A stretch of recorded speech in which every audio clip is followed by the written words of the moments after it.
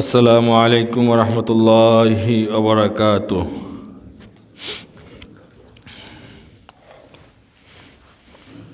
إن الحمد لله نحمده ونستعينه ونستغفره ونؤمن به ونتوكل عليه ونعوذ بالله من شرور أنفسنا ومن سيئات أعمالنا. من يهده الله فلا مضل له ومن يضلله فلا هادي له. وأشهد أن لا إله إلا الله وحده لا شريك له. وأشهد أن محمدًا عبده ورسوله. أما بعد فأعوذ بالله من الشيطان الرجيم. بسم الله الرحمن الرحيم.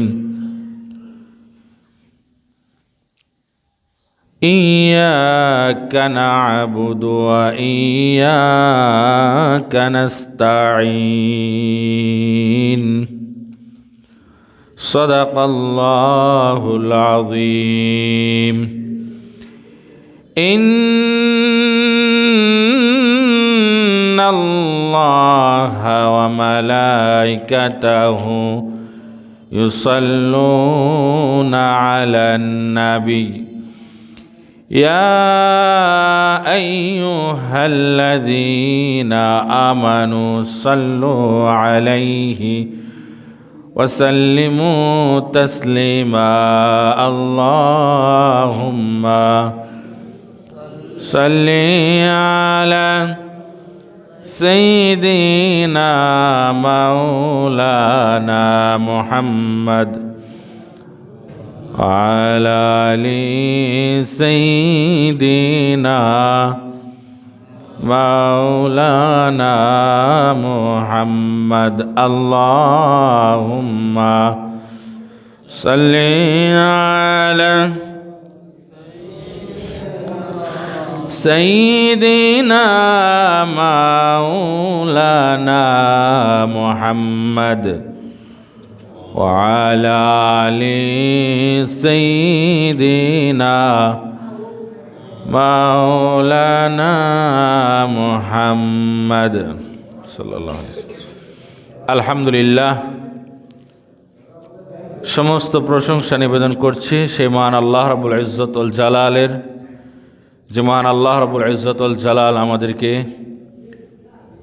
2025 সালের প্রথম মাস জানুয়ারি মাসের প্রথম শুক্রবার এবং আরবি মাস হচ্ছে রজব মাসের প্রথম শুক্রবার। আজকে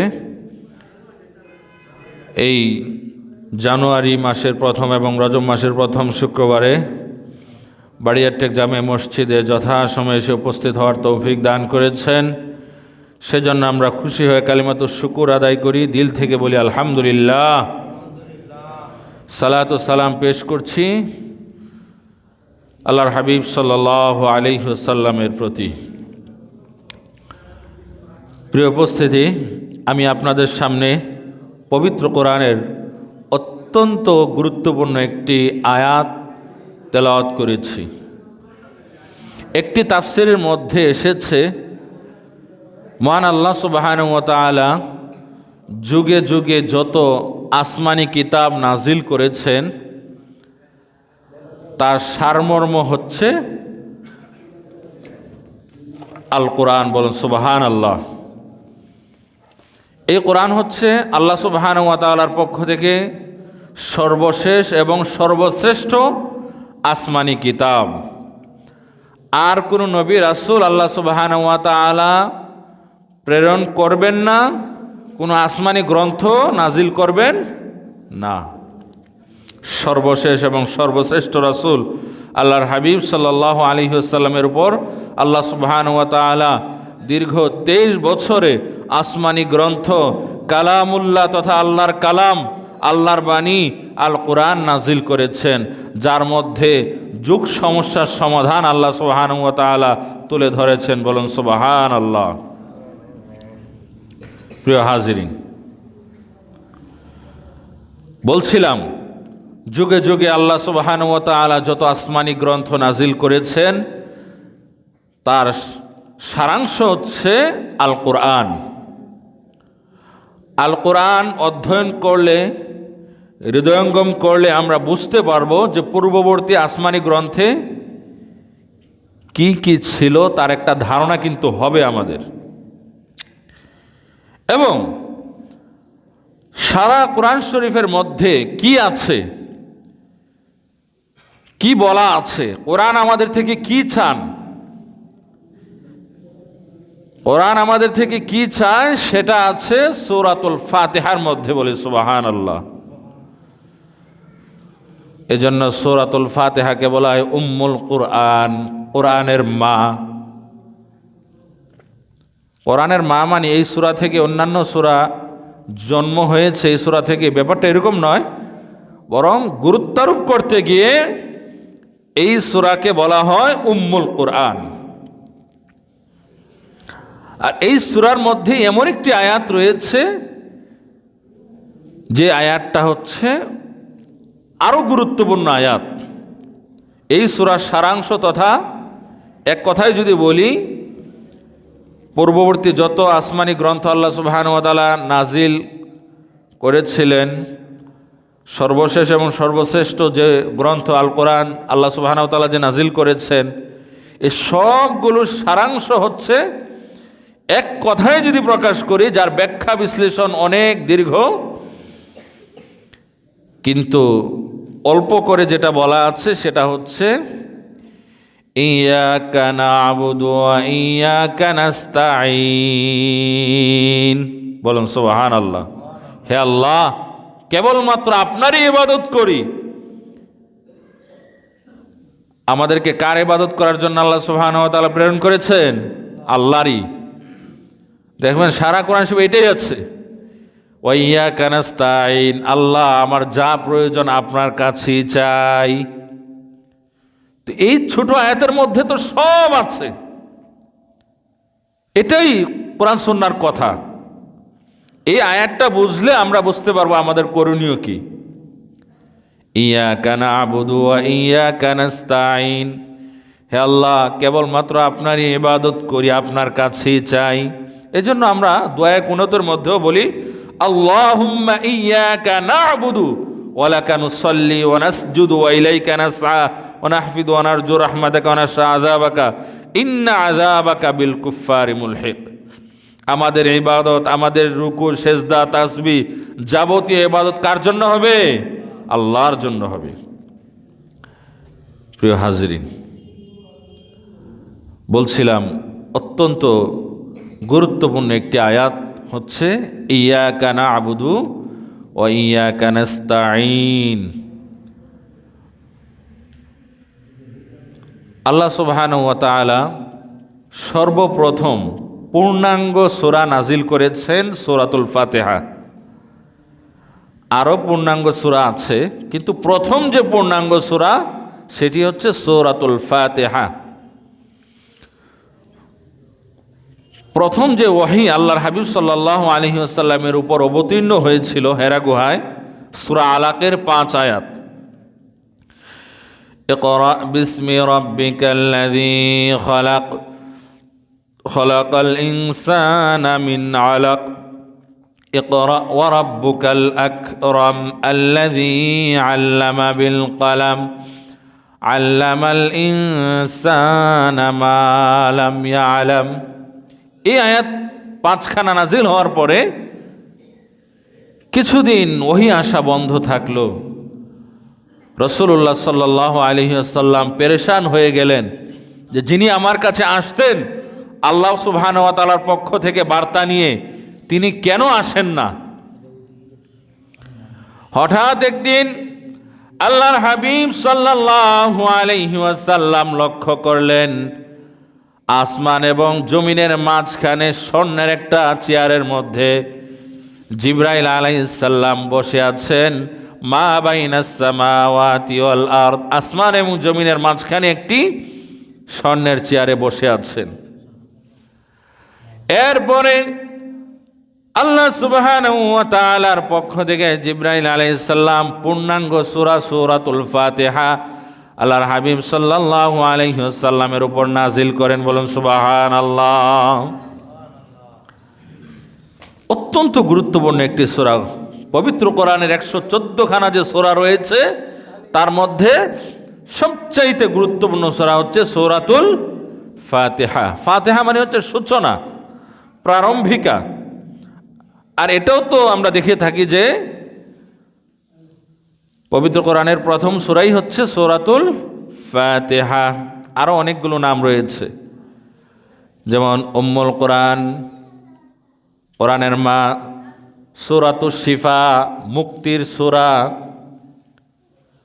আমরা যে আলেম উলামাদের কাছে, পীর মাশায়েখদের কাছে তেল পড়ার জন্য যাই, কালো জিরা পড়ার জন্য যাই, পানি পড়ার জন্য যাই, বাচ্চাদেরকে নিয়ে যাই, আলেম উলামাগণ, পীর মাশায়েখগণ যত দোয়া দুরুদি পড়ে থাকুক না কেন, সূরা ফাতিহা কিন্তু সাথে পড়ে। প্রথমেই বেশিরভাগে উলামায়ে কেরামগণ এই সূরা ফাতিহা পড়ে থাকেন।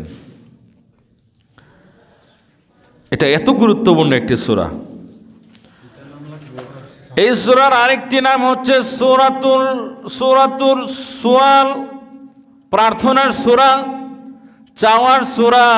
কিভাবে প্রার্থনা করতে হবে, কিভাবে আল্লাহর কাছ থেকে চাইতে হবে, এই সূরার মধ্যে তা বলে দেওয়া আছে। সুবহানাল্লাহ। সূরাতুশ শুকর বলা হয়, কৃতজ্ঞতার সূরা। আরো বলা হয় সূরাতুস সালাহ, সালাতের সূরা, নামাজের সূরা। পবিত্র কোরআনের এই যে একটি সূরা, অত্যন্ত গুরুত্বপূর্ণ সূরা, এটি একমাত্র সূরা যেই সূরাটি প্রত্যেক সালাতের মধ্যে পড়তে হয়। আপনি ফরজ সালাত পড়েন, নফল সালাত পড়েন, সুন্নত সালাত পড়েন, যেই সালাতই আপনি আদায় করুন না কেন, সূরা ফাতিহা বাদ দিয়ে কোনো সালাত হয় না। এজন্য হাদিস শরীফের মধ্যে এসেছে, আল্লাহর হাবিব সাল্লাল্লাহু আলাইহি ওয়াসাল্লাম ইরশাদ করেছেন, লা সালাতা ইল্লা বিফাতিহাতিল কিতাব। সূরা ফাতিহা ছাড়া কোনো সালাত হয় না। এজন্য আমাদের হানাফি মাযহাব ব্যতীত বা হানাফি মাযহাবেরও একটা ছোট অংশ এবং অন্যান্য ইমামগণ জানাজার নামাজে পর্যন্ত সূরা ফাতিহা পড়ে থাকেন। এই সূরার এত গুরুত্ব। এই সূরার আরেকটি নাম হচ্ছে সূরাতুল হামদ, প্রশংসার সূরা। আরো অনেকগুলো নাম আছে, সূরাতুদ দুআ, দোয়ার সূরা। এটার মধ্যে দোয়া আছে, হ্যাঁ, এটা খুবই গুরুত্বপূর্ণ একটি দোয়া। প্রিয় হাজরিন, এই সূরার আলোকেই কিছু কথা বলার চেষ্টা করব। ওমা তাওফীকি ইল্লা বিল্লাহ। যখন কোনো এলাকায় এমপি, মন্ত্রী অথবা প্রধানমন্ত্রী আসেন, জনগণ কি করে? একটা অভিনন্দন পত্র ওনাকে দিয়ে থাকেন। অভিনন্দন পত্রের মধ্যে তিনটা দিক থাকে। প্রথম হচ্ছে যে গুরুত্বপূর্ণ ব্যক্তি এসেছেন তার প্রশংসা এখানে থাকে, তার গুণগান থাকে। কেননা তার থেকে কিছু পেতে হলে তার গুণগান গাইতে হবে। একজন থেকে আমি কিছু পাইতে চাই আর তার প্রতি যদি আমার কোনো গুণগান না থাকে, ভালোবাসা না থাকে, তাহলে তো তিনি দিবেন না। তো বলা হয়েছে এই এমপি, মন্ত্রী, প্রধানমন্ত্রী থেকে যদি কিছু পেতে হয়, ওনাকে যে অভিনন্দন পত্র দেওয়া হয় সেখানে তিনটা দিক থাকে। প্রথমত থাকে ওনার প্রশংসা, উনি যে ভালো, উনি যে সফল, সেগুলো থাকে। দ্বিতীয়ত থাকে এই অভিনন্দন পত্রটা যারা দিয়েছেন তাদের পরিচয়, তারা কারা, কোন এলাকার মানুষ, এটা দিয়ে থাকেন। তৃতীয়ত যেটা থাকে অভিনন্দন পত্রের মধ্যে, যে মানুষেরা অভিনন্দন পত্রটা দিয়েছেন তারা কি চান, যার কাছে অভিনন্দন পত্রটা দিয়েছেন তার থেকে ওনারা আসলে কি চান, সেটা থাকে। প্রথমে থাকে ওনার প্রশংসা, এরপরে থাকে নিজেদের পরিচয়, এরপরে থাকে ওনার থেকে আসলে কি চাওয়া হয়, ওইটা উল্লেখ থাকে। ঠিক সূরাতুল ফাতিহা, যে সূরার অনেকগুলো নাম রয়েছে, সূরাতুর রাস এটাও একটা নাম। রাস মানে হচ্ছে মগজ বা মাথা, মূল সূরা। তো এই সূরার মধ্যেও তিনটা দিক আছে। প্রথমে আছে আল্লাহর প্রশংসা, এরপরে আছে আমরা যারা আল্লাহর প্রশংসা করছি আমাদের পরিচয়, এরপরে আছে আল্লাহর কাছ থেকে আমরা কি চাই। সুবহানাল্লাহ। তাহলে সূরাতুদ দুআ বা প্রার্থনার যে সূরা, নামকরণটা যথার্থ। কিভাবে প্রার্থনা করতে হয়, কিভাবে চাইতে হয়, সেটা সূরাতুল ফাতিহার মধ্যে আল্লাহ তাআলা তুলে ধরেছেন। প্রথম আয়াত হচ্ছে আলহামদুলিল্লাহি রাব্বিল আলামিন। সূরাতুল ফাতিহার সাথে বিসমিল্লাহকে সংযোগ করে অনেকে বলেন বিসমিল্লাহির রহমানির রহিম প্রথম আয়াত, এরপর আলহামদুলিল্লাহ রাব্বিল আলামিন দ্বিতীয় আয়াত, অনেকে বলেন এভাবে। আলহামদুলিল্লাহি রাব্বিল আলামিন, সমস্ত প্রশংসা ওই আল্লাহর, ওই প্রভুর, রব্বিল আলামিন, যিনি আলামিন মানে গোটা বিশ্ব, যিনি গোটা বিশ্ব জাহানের রব। সুবহানাল্লাহ। তার প্রশংসা, যাবতীয় প্রশংসা, আল দ্বারা যাবতীয় প্রশংসা উদ্দেশ্য করা হয়। যত প্রশংসা, যত গুণগান, সব কিছু আল্লাহর জন্য। প্রশ্ন আসতে পারে, আমরা তো অনেক জ্ঞানী গুণীর প্রশংসা করি, কোনো একটা মানুষ, কোনো একজন মানুষ ভালো কোনো একটা জিনিস উদ্ভাবন করলো, আবিষ্কার করলো, আমরা তো তার মেধার প্রশংসা করি, তাহলে সমস্ত প্রশংসা আল্লাহর কিভাবে হলো? আমরা তো মানুষেরও প্রশংসা করি। একটা জিনিস আমাদেরকে মনে রাখতে হবে, কিতাবের মধ্যে এসেছে কোনো একজন মানুষ একটা প্রযুক্তি আবিষ্কার করলো, তো সে যেই ম্যাটেরিয়ালসগুলোকে একত্রিত করে বা যেই উপকরণগুলোকে একত্রিত করে এই জিনিসটা আবিষ্কার করলো, সেগুলো তো আল্লাহই দিয়েছেন। কে দিয়েছেন? আল্লাহ। এগুলো তো আল্লাহরই সৃষ্টি। যেই মেধা তাকে আল্লাহ তাআলা দিয়েছেন সেটাও তো আল্লাহরই দেওয়া। সবচাইতে বড় কথা হলো, যেই মানুষটা এই জিনিসটা সৃষ্টি করলো, সেই মানুষটাকে কে সৃষ্টি করেছেন? আল্লাহর। অতএব এই মানুষের গুণগান গাওয়ার মাধ্যমে পরোক্ষভাবে আল্লাহরই গুণগান গাওয়া হচ্ছে, যে তোমাকে আল্লাহ তাআলা সৃষ্টি করেছেন, তোমার মেধা আল্লাহ দিয়েছেন। কত মানুষ পাগল হয়ে আছে, রাস্তায় ঘুরঘুর করছে, কিন্তু তুমি মেধার অধিকারী হয়েছো, তুমি এটা সৃষ্টি করেছো, এটা বানিয়েছো, এই ভালো কাজ করেছো। এই যে আমরা প্রশংসা করি, এই প্রশংসার মাধ্যমে মূলত আমরা আল্লাহরই প্রশংসা করি। আলহামদুলিল্লাহি রাব্বিল আলামিন, সমস্ত প্রশংসা আল্লাহ পাক রব্বুল আলামিনের, যিনি গোটা বিশ্বজাহানের রব, গোটা বিশ্বজাহানের প্রতিপালক। রবের গুরুত্ব অনেক বেশি। আমরা সালাতের শুরুতে আল্লাহু আকবার বলে সূরা ফাতিহা পড়ি, আলহামদুলিল্লাহি রাব্বিল আলামিন, এখানে রবের কথা বলা আছে। সুবহানা রাব্বিয়াল আযীম, রুকুতে গিয়ে রবের কথা আছে। সামি আল্লাহু লিমান হামিদা বলার পরে রব্বানা আলাকাল হামদ, সেখানেও রবের কথা আছে। সিজদার মধ্যে আছে সুবহানা রাব্বিয়াল আলা, সেখানেও রবের কথা আছে। সূরা তাহার মধ্যে আছে। ফিরআউন মুসা আলাইহিস সালামকে প্রশ্ন করেছিলেন, হে মুসা, তুমি যে রবের দাওয়াত দাও, ক্বালা ফামার রব্বুকুমা ইয়া মুসা, তুমি এবং তোমার ভাই যে রবের দাওয়াত দাও তার পরিচয় কি? মুসা আলাইহিস সালাম বলেছিলেন, ক্বালা রাব্বুনাল্লাযী আ'তা কুল্লা শাইইন খালকাহু সুম্মা হাদা, যিনি সব কিছু সৃষ্টি করেছেন, যিনি না চাইতে মানুষের প্রয়োজন পূরণ করে থাকেন, তিনি হচ্ছেন রব। সুবহানাল্লাহ। অতএব রবের পরিচয় অনুধাবন করে রবের দেখানো পথে চলতে হবে। আলহামদুলিল্লাহি রাব্বিল আলামিন। এরপরে হচ্ছে আর রহমানির রহিম। রবের আরো পরিচয় হচ্ছে তিনি রহমান এবং রহিম। আল্লাহর প্রশংসা করা হচ্ছে, তিনি দয়ালু। রহমান এবং রহিমের অর্থ প্রায় কাছাকাছি, সামান্য কিছু পার্থক্য আছে। হ্যাঁ, তো আল্লাহর আরো পরিচয় কি? আর রহমানির রহিম, পরম দয়ালু, অশেষ করুণাময়। আল্লাহ সুবহানাহু ওয়া তাআলার এটা একটা গুণবাচক নাম রহমান, আর দ্বিতীয়টা হচ্ছে রহিম। এগুলো গুণবাচক নাম। হাদিসের মধ্যে আছে ইন্না লিল্লাহি তিসআতাও ওয়া তিসঈনা ইসমান মান আহসাহা দাখালাল জান্নাহ, যে আল্লাহ সুবহানাহু ওয়া তাআলার 99টি নাম রয়েছে। কোন কোন বর্ণনার দ্বারা বোঝা যায় আরো বেশি রয়েছে। হাদিসে আছে মান আহসাহা দাখালাল জান্নাহ, যে ব্যক্তি এগুলো আন্তস্থ করবে সে জান্নাতে যাবে। সুবহানাল্লাহ। অনেকে বলে যে ব্যক্তি মুখস্থ করবে সে জান্নাতে যাবে। আসলে এখানে মুখস্থের কথা বলা নাই। আরবিতে হিফজ মানে হচ্ছে মুখস্থ, তো এখানে তো হিফজ শব্দের ধারে কাছেও কিছু বলা নাই। আহসাহা, যে ব্যক্তি এগুলোকে ধারণ করবে।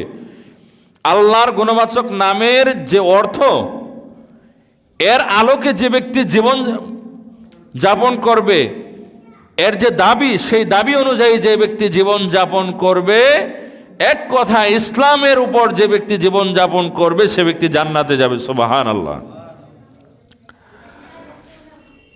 আমরা আমাদের সন্তানদের নাম রাখার ক্ষেত্রে ভালো নাম রাখবো, আবুল তাবুল নাম রাখবো না। নামেরও কিন্তু প্রভাব পড়ে। সন্তানের অধিকার হচ্ছে পিতামাতার কাছে যে পিতামাতা সন্তানের জন্য সুন্দর একটি নাম রাখবে। কোরআনের মধ্যে আছে ওয়ালিল্লাহিল আসমাউল হুসনা ফাদউহু বিহা, আল্লাহর রয়েছে সুন্দর সুন্দর নামসমূহ। ফাদউহু বিহা, আল্লাহ বলছেন হে আমার বান্দারা, তোমরা আমি আল্লাহকে আমার সুন্দর সুন্দর নাম নিয়ে ডাকো। সুবহানাল্লাহ। সব সময় আল্লাহকে ডাকার ক্ষেত্রে আল্লাহই বলতে হবে, এটা আল্লাহ সুবহানাহু ওয়া তাআলা বাধ্যতামূলক করে দেন নাই। আল্লাহর আরো নাম আছে রহমান, রহিম, গফফার, কাহার, সত্তার, আজিজ, রাজ্জাক, আরো অনেক নাম রয়েছে। এই নামগুলো নিয়ে আল্লাহ সুবহানাহু ওয়া তাআলা আমাদেরকে তাকে ডাকতে বলেছেন। সূরা বানী ইসরাঈলের মধ্যে আছে কুল ইদউল্লাহ আও ইদউর রহমান, তোমরা আমাকে কুল ইদউল্লাহ আও ইদউর রহমান, আল্লাহকে রহমান অথবা আল্লাহকে আল্লাহ অথবা রহমান নাম নিয়ে ডাকো। আইয়াম্মা তাদউ ফালাহুল আসমাউল হুসনা, আল্লাহর গুণবাচক নাম যে নামেই তোমরা ডাকো না কেন, প্রত্যেকটা সুন্দর নামই আল্লাহর। সুবহানাল্লাহ। তো সূরা ফাতিহার মধ্যে আছে আর রহমানির রহিম। আল্লাহ পাক রব্বুল আলামিনের পরিচয় হচ্ছে অশেষ করুণাময়, অতীব দয়ালু। মালিক ইয়াউমিদ্দিন, আল্লাহ পাক রব্বুল আলামিন হচ্ছেন বিচার দিবসের মালিক। পরকালে আল্লাহর কাছে জবাবদিহি করতে হবে, এটা আল্লাহ তাআলা আমাদেরকে স্মরণ করিয়ে দিয়েছেন। মালিক ইয়াউমিদ্দিন, বিচার দিবসের মালিক। ইয়াকা না'বুদু ওয়া ইয়াকা নাস্তাঈন, ইয়াকা না'বুদু, হে আল্লাহ, কেবলমাত্র আল্লাহ বলছেন হে আমার বান্দারা, তোমরা তো আমার গুণগান গাইলে, আমার পরিচয় প্রকাশ করলে, আলহামদুলিল্লাহি রাব্বিল আলামিন বললে, আর রহমানুর রহিম বললে, মালিক ইয়াউমিদ্দিন বললে, এগুলো বলে আমার প্রশংসা করলে, আমার পরিচয় তুলে ধরলে, এখন বলো তোমাদের পরিচয় কি? যেটা আমি বলেছিলাম যে অভিনন্দন পত্রের মধ্যে তিনটা দিক থাকে। প্রথম হচ্ছে যাকে অভিনন্দন পত্র দেওয়া হয় তার পরিচয়, মানে তার প্রশংসা, তার পরিচয় উল্লেখ সহকারে তার প্রশংসা থাকে। এরপরে থাকে যারা অভিনন্দন পত্রটা দিয়েছেন তাদের পরিচয়। আমরা তো আল্লাহ সুবহানাহু ওয়া তাআলার প্রশংসা করলাম, তার গুণগান গাইলাম, এখন আমাদের পরিচয় কি? এই সূরার মধ্যে আছে ইয়াকা না'বুদু ওয়া ইয়াকা নাস্তাঈন। ইয়াকা না'বুদু, আমাদের পরিচয় হচ্ছে আমরা আল্লাহর গোলাম, আল্লাহর বান্দা, আমরা আল্লাহর ইবাদত করি। সুবহানাল্লাহ, আল্লাহর দাস আমরা, এটাই আমাদের পরিচয়। ওয়া ইয়াকা নাস্তাঈন, এবং তার কাছেই চাই, আল্লাহর কাছে চাইতে হবে। কোনো ব্যক্তি যদি ইয়াকা না'বুদু ওয়া ইয়াকা নাস্তাঈনের উপর আমল করতে না পারে, সে শিরিক করলো, সে জাহান্নামী। এই জন্যই আল্লাহ সুবহানাহু ওয়া তাআলা আমাদেরকে প্রেরণ করেছেন, যেটা পূর্বে বলেছি সূরা জারিয়াতের 56 নম্বর আয়াতের মধ্যে আল্লাহ সুবহানাহু ওয়া তাআলা স্পষ্ট করে বলে দিয়েছেন, ওয়ামা খালাকতুল জিন্না ওয়াল ইনসা ইল্লা লিয়াবুদুন, মানুষ এবং জিন জাতিকে কেবলমাত্র আমার ইবাদত করার জন্যই সৃষ্টি করেছি, ভিন্ন কোনো উদ্দেশ্যে সৃষ্টি করি নাই। বলুন সুবহানাল্লাহ। অতএব এখান থেকে বের হয়ে গেলে তো লাভ নাই, দুনিয়াও ক্ষতিগ্রস্ত হব, দুনিয়াতে আখিরাতেও ক্ষতিগ্রস্ত হব। খাসিরাত দুনিয়া ওয়াল আখিরাহ।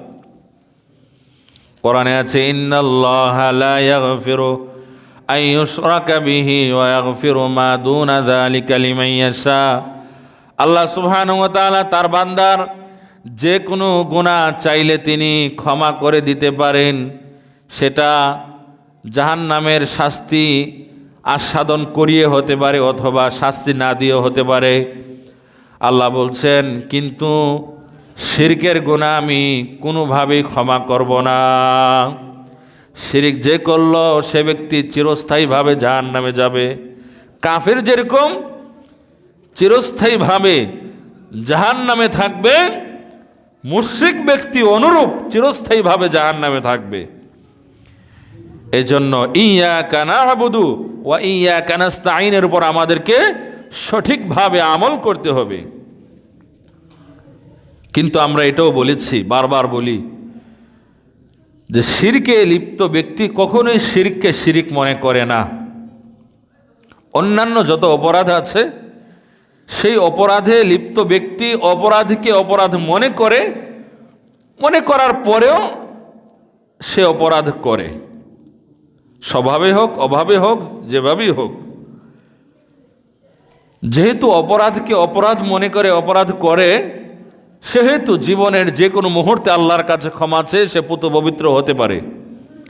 কিন্তু শিরকে লিপ্ত ব্যক্তি অপরাধকে যেহেতু অপরাধ মনে করে না, শিরিকটাকে শিরিক মনে করে না, সেহেতু সাধারণত এই ধরনের মানুষের হেদায়েত নসিব হয় না। হবে কিভাবে? একটা খারাপ জিনিসকে সে ভালো মনে করছে, ইবাদত মনে করছে। তো একটা ভালো জিনিস থেকে, ইবাদত থেকে একজন ব্যক্তি কেন ফিরে আসবে? সে তো ফিরে আসবে খারাপ কাজ থেকে, তো সে তো খারাপটাকে খারাপ মনেই করে না। এই জন্য ভাইয়েরা আমার, এই বিষয়টা বুঝতে হবে। ইয়াকা না'বুদু ওয়া ইয়াকা নাস্তাঈন, হে আল্লাহ কেবলমাত্র আপনার ইবাদত করি, বিপদ আপদে আপনার কাছেই চাই। কোনো খাজা বাবা, গাজা বাবা, ল্যাংটা বাবা কারো কাছে চাই না। আল্লাহর ওলি থাকলে তাদের কবর জিয়ারত করি, কিন্তু তাদের কাছে চাই না। তাদের দেওয়ার মতো কোনো ক্ষমতা নাই, দেওয়ার মতো ক্ষমতা একজনের আছে, তিনি কে? আল্লাহ।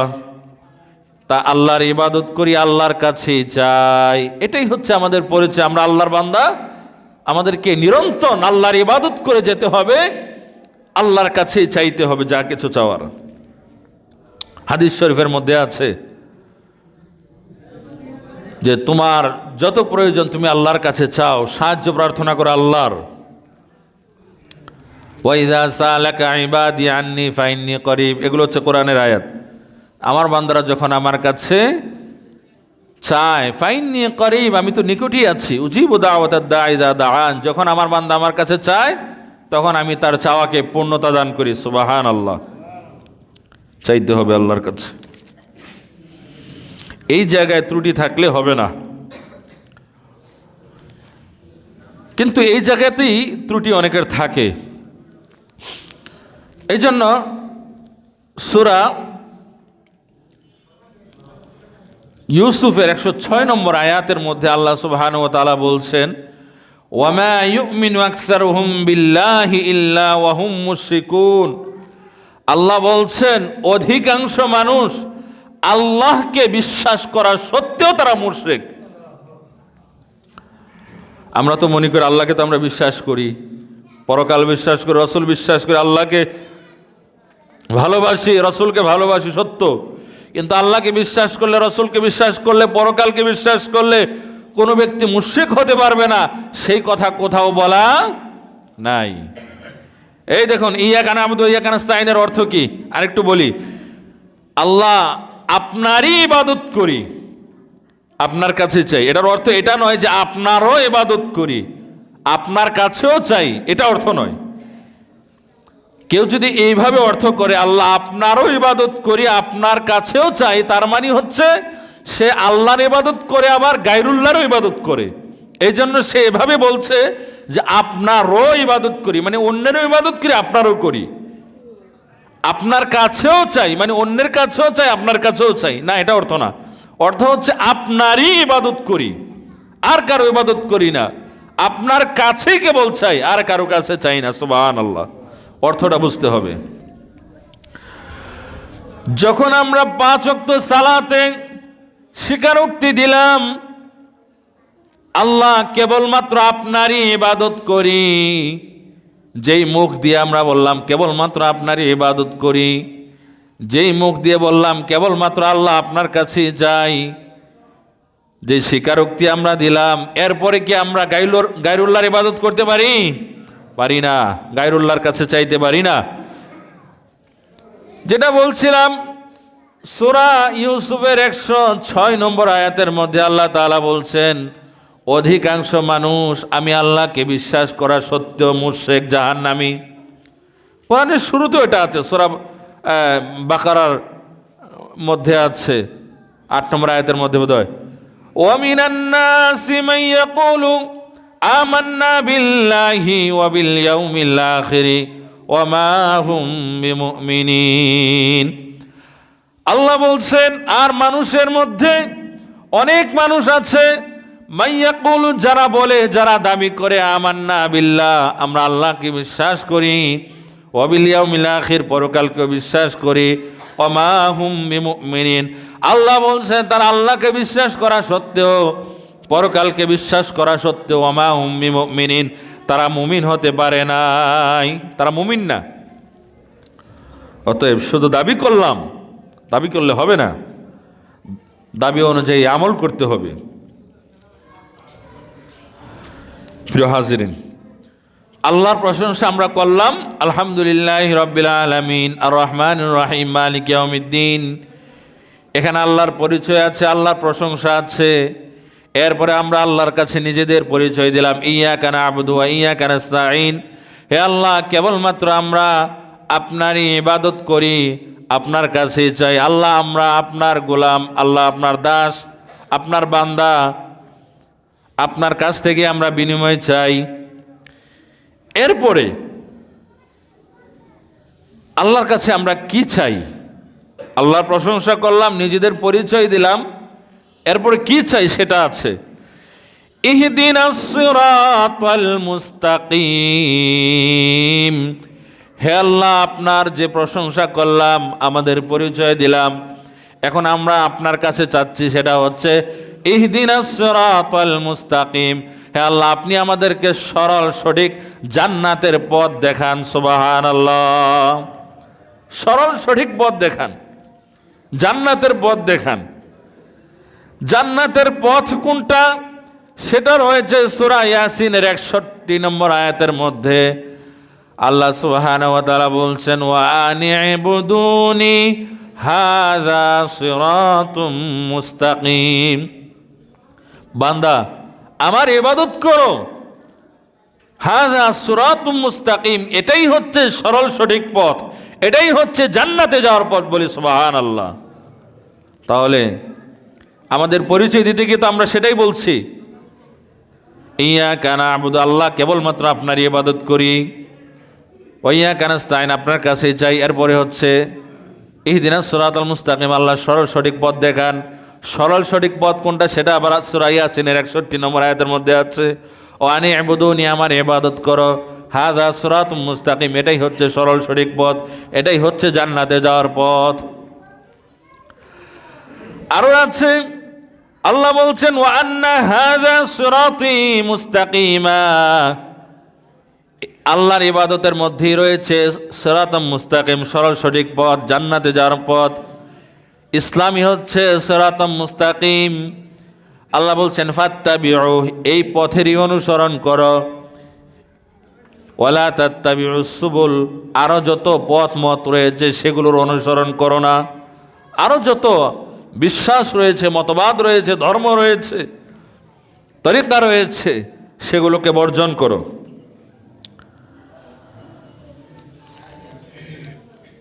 এরপরে আছে সূরা নাহলের মধ্যে ওয়া আলাল্লাহি কাসদুস সাবিলি ওয়া মিনহা জাইর, ওয়া আলাল্লাহি কাসদুস সাবিল, আল্লাহ পাক রব্বুল আলামিন সরল সঠিক পথ তিনি তার বর্ণনা দিয়েছেন, তিনি তা বলে দিয়েছেন। ওয়া মিনহা জাইর, আরও অনেক আঁকাবাঁকা পথ আছে, সঠিক পথ হচ্ছে একটা। যারা অঙ্ক করে, উত্তর যদি ভুল হয়, এক একজনের উত্তর এক এক রকম হয়। ভুল উত্তরদাতার উত্তর একরকম হয় না, এক একজনেরটা এক এক রকম হয়, আর সঠিক উত্তর কিন্তু একটাই হয়। তো সঠিক ধর্ম, সঠিক মত পথ একটাই, আর ভুল পন্থা, ভুল তরিকা, ভুল ধর্ম এগুলো অসংখ্য। এই জন্য আল্লাহ বলছেন ওয়ালা তাত্তাবিউস সুবুল, ভুল পথের অনুসরণ করো না, ভুল পথ অনেক রয়েছে। প্রিয় হাজরিন, সিরাতাল্লাযীনা ইহদিনাস সিরাতাল মুস্তাকিম, হে আল্লাহ সরল সঠিক পথ দেখান, জান্নাতের পথ দেখান। আল্লাহ তাআলা আরেক জায়গায় জান্নাতের পথ দেখিয়েছেন যে ইসলাম অনুযায়ী আমল করো, রসুলের তরিকা মানো, সঠিকভাবে ইবাদত করো, এটাই হচ্ছে জান্নাতে যাওয়ার পথ। সুবহানাল্লাহ। সিরাতাল্লাযীনা আন'আমতা আলাইহিম, হে আল্লাহ তাদের পথ যাদের উপর আপনার নিয়ামত বর্ষিত হয়েছে, যাদেরকে আপনি নিয়ামত দিয়ে ধন্য করেছেন। আন'আমতা আলাইহিম, যাদেরকে আপনি নিয়ামত দিয়ে ধন্য করেছেন, তাদের সাথে যেন আল্লাহ আমাদের হাসর নাসর হয়। সূরা ফাতিহার মধ্যে আমরা এই দোয়া করে থাকি, সুবহানাল্লাহ। এরা কারা? যাদেরকে আল্লাহ সুবহানাহু ওয়া তাআলা নিয়ামত দিয়ে ধন্য করেছেন, যাদের সাথে থাকার জন্য আমরা সূরা ফাতিহার মধ্যে আল্লাহর কাছে আকুতি জানাই। এরা হচ্ছে সূরা নিসার 69 নম্বর আয়াতের মধ্যে আছে, আল্লাহ সুবহানাহু ওয়া তাআলা বলছেন এরা হচ্ছে ওয়া মান ইউতিইল্লাহা ওয়ার রাসূল, যে ব্যক্তি আল্লাহর আনুগত্য করলো, রাসূলের আনুগত্য করলো, ফাউলাইকা মাআল্লাযীনা আন'আমাল্লাহ, তাদের স্থান হবে আন'আমাল্লাহু আলাইহিম মিনান নাবিয়্যিনা ওয়াস সিদ্দীকিনা ওয়াস শুহাদা'i ওয়াস সালিহিন, নিয়ামত প্রাপ্ত নবীদের সাথে, সত্যবাদীদের সাথে, সিদ্দিকগণের সাথে, শহীদগণের সাথে, নেককারদের সাথে। সুবহানাল্লাহ। নিয়ামত প্রাপ্ত কারা? নবিয়্যিন, ফাউলাইকা মাআল্লাযীনা আন'আমাল্লাহু আলাইহিম মিনান নাবিয়্যিন, নবীগণ, ওয়াস শুহাদা, সিদ্দিকিন, মিনান নাবিয়িনা ওয়াস সিদ্দিকিন, 2 নম্বর হচ্ছে সত্যবাদীগণ, 3 নম্বর হচ্ছে শুহাদা, শহীদগণ, 4 নম্বর হচ্ছে ওয়াস সালিহিন, নেককারগণ। ইবাদতকারীগণ। এরপরে আছে ওয়া হাসুনা উলাইকা রাফিকা, সঙ্গী হিসেবে, পরকালের সাথী হিসেবে, জান্নাতের সাথী হিসেবে নবীগণ, শহীদগণ, সত্যবাদীগণ এবং মুহসিনগণ, আল্লাহর ইবাদতকারীগণ কতই না উত্তম। সুবহানাল্লাহ। সিরাতাল্লাযীনা আনআমতা আলাইহিম, হে আল্লাহ তাদের সাথে আমরা থাকতে চাই। তাদের পথ মতের কথা আমরা বলেছি, যাদের উপর আপনি নিয়ামত নাজিল করেছেন, যাদেরকে আপনি নিয়ামত দিয়ে ধন্য করেছেন। গায়রিল মাগদুবি আলাইহিম ওয়ালাদ-দাল্লিন, তারা নয় যাদেরকে আপনি অভিসম্পাত করেছেন, যারা পথভ্রষ্ট, যারা গুমরা, যারা জাহান্নামী হয়ে গিয়েছে, তাদের মত পথে যেন আমরা না চলি, তাদের অনুসরণ যেন আমরা না করি, তাদেরকে যেন আমরা আকাবির হিসেবে না মানি। সেই দোয়া আমরা সূরা ফাতিহার মধ্যে প্রতিদিন অসংখ্যবার করে থাকি। সুবহানাল্লাহ। অতএব নামাজের মধ্যে যে সূরাগুলো আমরা পড়ে থাকি, এই সূরাগুলোর অর্থ জানা উচিত। অর্থ না জেনে তোতা পাখির মতো বললে সওয়াব হবে না, সেটা কোথাও বলা নাই। সওয়াব হবে, তবে অধিক সওয়াব হবে, নামাজে পূর্ণ মনোযোগ সৃষ্টি হবে, খুশু সৃষ্টি হবে, আল্লাহর ওলি হওয়া যাবে যদি যেটা পড়ছি সেটা যদি আমরা হৃদয়ঙ্গম করতে পারি, বুঝতে পারি। বলি সুবহানাল্লাহ। যেই ব্যক্তি সালাতের মধ্যে বলবে, সূরা ফাতিহা পড়তে গিয়ে বলতে তো হবেই, ইয়াকা না'বুদু ওয়া ইয়াকা নাস্তাঈন, হে আল্লাহ কেবলমাত্র আপনারই ইবাদত করি, আপনারই আরাধনা করি, ওয়া ইয়াকা নাস্তাঈন, আপনার কাছেই চাই। সেই ব্যক্তি কখনোই শিরকে লিপ্ত হতে পারে না। কেন শিরকে লিপ্ত হওয়া আর এই আয়াতটা কন্ট্রাডিকশন। বলছি আল্লাহ কেবলমাত্র আপনার ইবাদত করি, আপনার গুণগান গাই, আপনার কাছেই চাই, তাহলে সে কিভাবে আবার গিয়ে আরেক জায়গায় গিয়ে ইবাদত করবে, সেজদা মেরে দিবে, গুণগান গাইবে? সেটা তার দ্বারা সম্ভব নয়। পবিত্র কোরআনের একটি আয়াত সূরা আনামের, সেটা হচ্ছে আল্লাযীনা আমানু ওয়া লাম ইয়ালবিসু ঈমানাহুম বিযুলমিন উলাইকা লাহুমুল আমনু ওয়া হুম মুহতাদুন। আল্লাযীনা আমানু, যারা ঈমানদার, যারা আল্লাহকে বিশ্বাস করে, রাসূলকে বিশ্বাস করে, পরকাল বিশ্বাস করে, ওয়া লাম ইয়ালবিসু ঈমানাহুম বিযুলম, এই ঈমানের সাথে যাদের জুলুম মিশ্রিত হবে না, জুলুম থাকবে না, উলাইকা লাহুমুল আমনু, তারা নিরাপত্তার মধ্যে থাকবে, তাদের কোনো ভয় নাই, লা খাউফুন আলাইহিম ওয়া লা হুম ইয়াহজানুন ওয়া হুম মুহতাদুন, তারাই হচ্ছে হেদায়েত প্রাপ্ত, তারাই হচ্ছে জান্নাতবাসী। সুবহানাল্লাহ। সাহাবীগণ তো টেনশনের মধ্যে পড়ে গেলেন, বললেন ইয়া রাসূলুল্লাহ সাল্লাল্লাহু আলাইহি ওয়াসাল্লাম, আল্লাহ তাআলা যে আয়াত নাজিল করলেন, যারা ঈমানদার, ঈমানের সাথে যা জুলুমকে মিশ্রণ করলো না, তারাই হচ্ছে নিরাপত্তার মধ্যে থাকবে, তারাই হেদায়েত প্রাপ্ত, তারাই জান্নাতি। জুলুম করলেই যদি জান্নাত থেকে খারিজ হয়ে যেতে হয়, জাহান্নামী হয়ে যেতে হয়, তাহলে আইয়ুনা লাম ইয়াযলিম ইয়া রাসূলুল্লাহ, আমাদের মধ্যে এমন কারা আছে যারা জুলুম করে না? আমরা যদিও আল্লাহর নবী আপনার সাহাবী, কিন্তু আমরা তো মানুষ, জুলুম কিন্তু করে ফেলি। নিজের প্রতি জুলুম হয় কি না? ভাই বোনের প্রতি জুলুম, মা বাবার প্রতি জুলুম, পাড়া প্রতিবেশীর প্রতি জুলুম, কম হোক বেশি হোক হয়ে যায় মানুষ হিসেবে। এখন আল্লাহ তো বলছেন ঈমান আনার পরে ঈমানের সাথে যদি জুলুমকে মিশ্রণ না করে, তাহলে জান্নাতে যেতে পারবে, নিরাপত্তার মধ্যে থাকবে, হেদায়েত প্রাপ্তদের মধ্যে গণ্য হবে। কিন্তু এই আয়াতের আলোকিতে বুঝতে পারলাম আমরা জান্নাতবাসী হতে পারবো না, কেননা জুলুম হয়েই যায়। তখন রাসূলুল্লাহ সাল্লাল্লাহু আলাইহি সাল্লাম বললেন, হে আমার প্রাণের সাহাবীরা, এই আয়াতে আল্লাহ সুবহানাহু ওয়া তাআলা জুলুম দ্বারা কি উদ্দেশ্য করেছেন সেটা তোমরা বুঝো নাই। এখানে আল্লাহ সুবহানাহু ওয়া তাআলা জুলুম দ্বারা শিরিককে বুঝিয়েছেন। আল্লাহ তাআলা বুঝিয়েছেন ঈমান আনার পরে যারা শিরিক করবে না তারাই হচ্ছে নিরাপত্তার মধ্যে থাকবে, তারাই হেদায়েত প্রাপ্তদের অন্তর্ভুক্ত, অর্থাৎ তারাই হচ্ছে জান্নাতে। সুবহানাল্লাহ। আল্লাহ তাআলা শিরিক বুঝিয়েছেন। এরপর রাসূলুল্লাহ সাল্লাল্লাহু আলাইহি ওয়াসাল্লাম তার সাহাবীগণকে উদ্দেশ্য করে বলছেন, তোমরা কি সূরা লুকমান পড়ো নাই? সেখানে লুকমান হাকিম তার সন্তানকে উপদেশ দিতে গিয়ে বলেছিলেন, ইয়া বুনাইয়া, হে বৎস, লা তুশরিক বিল্লাহ, জীবনে কখনোই আল্লাহর সাথে শিরিক করবা না। ইন্না শিরকা লা যুলমুন আযীম, নিশ্চয় শিরিক হচ্ছে মারাত্মক জুলুম। শিরিকটাই জুলুম।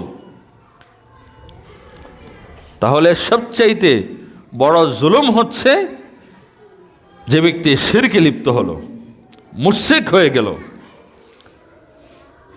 অতএব আমরা কেবলমাত্র আল্লাহরই ইবাদত করব। ইয়্যাকা না'বুদু ওয়া ইয়্যাকা নাস্তাঈন, আল্লাহর কাছে চাইব। এর মধ্যেই রয়েছে আমাদের দুনিয়াবী কল্যাণ, দুনিয়াবী মুক্তি এবং পরকালীন মুক্তি তথা জান্নাত। বলে সুবহানাল্লাহ। এর বাহিরে চলে গেলে জান্নাত পাওয়া সম্ভব নয়। যতটুকু আলোচনা করলাম, আশা করি এর উপর যদি আমরা আমল করতে পারি তাহলে আমরা কামিয়াব অর্জন করতে পারবো। আল্লাহ সুবহানাহু ওয়া তাআলা যেন আমাদেরকে কবুল করেন। আমরা বলি আল্লাহুম্মা আমিন।